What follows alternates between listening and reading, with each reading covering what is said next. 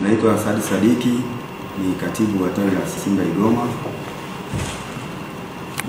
Tumekuja hapa nikiwa na viongozi wenzangu wa tawi la Simba Igoma kwa Mheshimiwa Mkuu wa Mkoa kwa ajili ya kuweza kupata support kutoka kwa Mkuu wa Mkoa, kwa sababu sisi tunajiandaa kwa ajili ya kwenda Dar es Salaam kwenye mechi ya Simba na Almasry.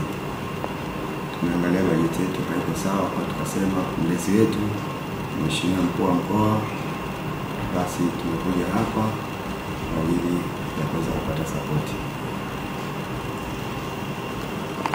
Kwanza mimi ninawapongezeni, naendelea kuwapongezeni. Tawi la Simba Igoma mmekuwa mara kwa mara mnanishirikisha katika shughuli zenu. Wakati ule mlienda kucheza Dar es Salaam, mlienda kucheza mechi gani? Al Ahly Tripoli. Na mliliomba mchango. Niliwachangia shilingi ngapi? Milioni 1,500,000. Lakini na watu wa Yanga pia niliwapa milioni 1,500,000. Sasa bahati mbaya Yanga wameshatolewa, safari yao imeishia hapo.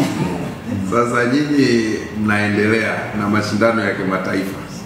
Na sisi kazi yetu ya serikalini hapa, na hasa ukiwa mwanamichezo, unatakiwa uendelee kutoa support kwa wanamichezo katika mkoa wako, na bila kuangalia wewe ni mpenzi wa hiyo timu au sio mpenzi wa hiyo timu, kwa sababu kazi yangu hapa mimi ni kuhudumia watu wote. Mimi ni mtu wa Pamba Jiji, lakini nyinyi pia tulikubaliana Simba ikicheza na Pamba Jiji nyinyi shabikieni Simba.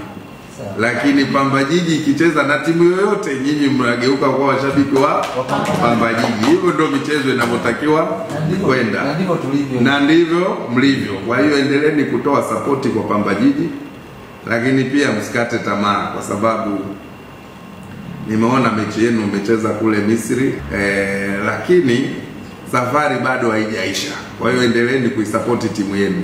Kwa hiyo mimi nasema nitaendeleeni kuwasupport, na nyie tawi la Simba Igoma ni watu ambao ninawapenda kwa sababu ya nidhamu.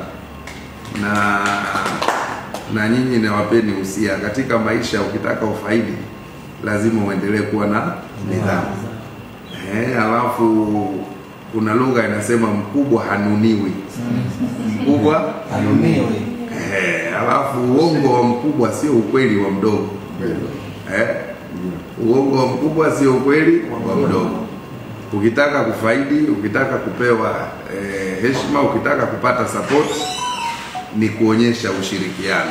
Sasa kwa kuwa timu yenu inashiriki kimataifa, sisi pia tunawajibika kuwa support watu wa Mwanza. Kwa hiyo mimi mkuu wa mkoa nitawachangieni tena shilingi milioni 1